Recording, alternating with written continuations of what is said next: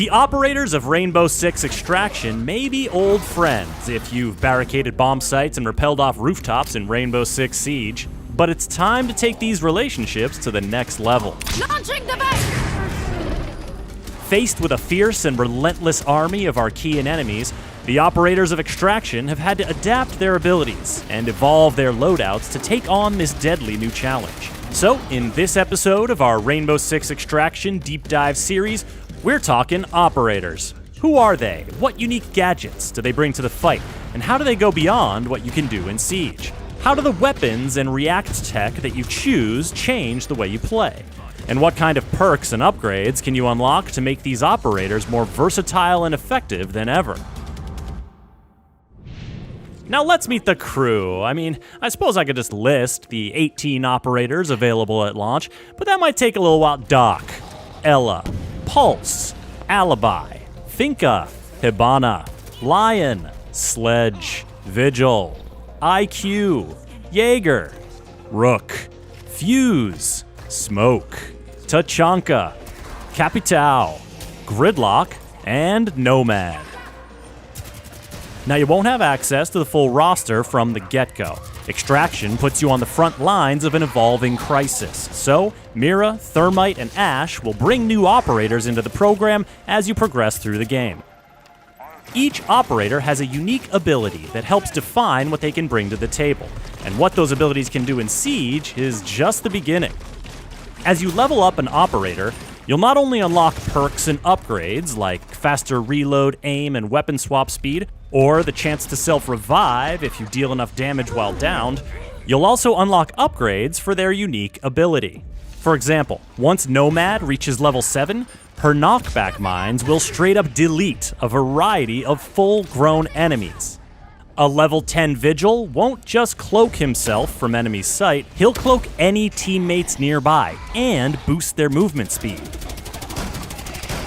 And while it's no longer seen in the hallways of Siege, Tachanka's mounted LMG is living its best life in Extraction, facing swarms of vicious Archeans. What could be better? 2 mounted LMGs?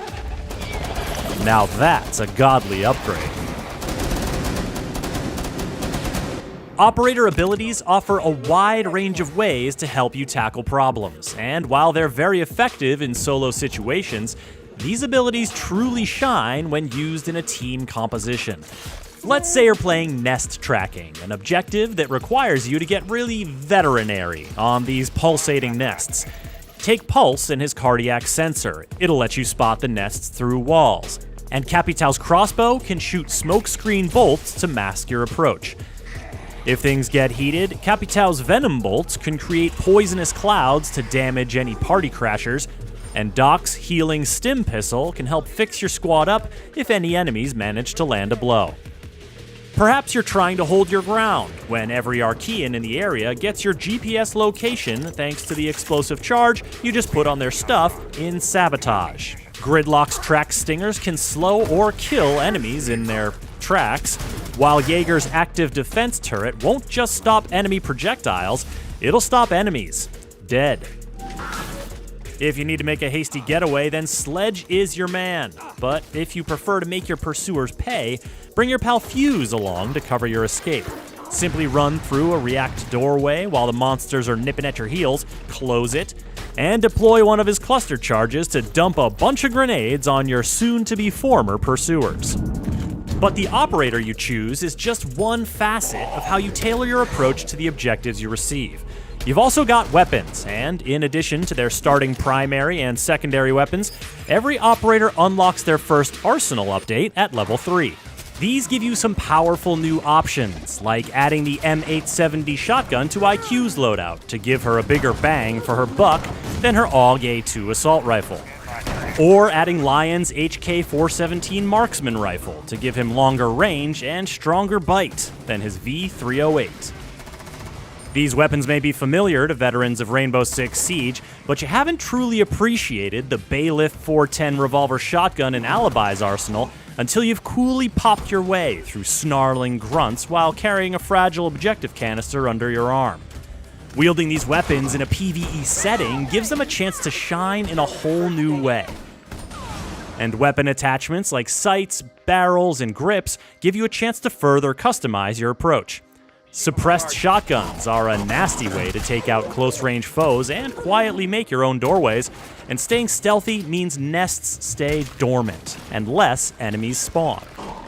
But all it takes is one Archean holler to stir things up. When that happens, you'll be thankful you left the suppressor at home and nearly doubled the damage output of Finka's 6P41 LMG. The final piece of the loadout puzzle is React Tech. Now, you can think of these as secondary gadgets from Siege if they were left alone on an island for millions of years and evolved into new species of clever and deadly devices. Stun grenades, smoke grenades, claymores, nitro cells, these classics are more impactful than ever, and yes, that includes impacts. But complete objectives and studies to progress further, and you can unlock grenades for paralyzing enemies in place, or quickly finding out what's on the other side of that wall. Bring your own health boosters or revive kits for when Doc's not around. Equip a friggin' laser that dissolves the sprawl right before your very eyes. And React Tech doesn't just do cool stuff on its own. It really amplifies the kind of synergies you can explore with your crew. Tachanka's turret with an enemy projectile blocking field wall. Scan drones with high penetration rifles. Arc mines with... Oh god, you got zapped so bad. Oh, you're dead now. Put it all together, and the ways you can customize your squad to take on different challenges just continues to grow exponentially as you progress. But there's a but. The name of the game is Extraction, and if you don't extract from your incursion, your operator will go MIA. The Archeans got him, and you gotta get him back. On your next incursion to that location, you'll get a shot at rescuing your lost operator on an MIA rescue. This requires you to find them and free their foam-encased body from a horrible, grabby tree demon that does not want to give them up, or, for that matter, let them down. If you get your operator out and pack them up for shipping, they'll be back in your roster and will heal back to full strength as you run successful incursions with other operators. So when you're thinking, hey, I can take on a tougher difficulty level, or, you know what, that's probably enough health to get me through the next subzone, just remember that going MIA is serious business. Then again, you take on tougher challenges, you get those big XP bonuses and upgrades, then business will be booming. Decide for yourself this January when Rainbow Six Extraction launches on PS4 and PS5, Xbox One and Xbox Series X and S, cloud gaming, and PC. Subscribe to this channel to catch the next video in our series, and get the latest updates at news.ubisoft.com.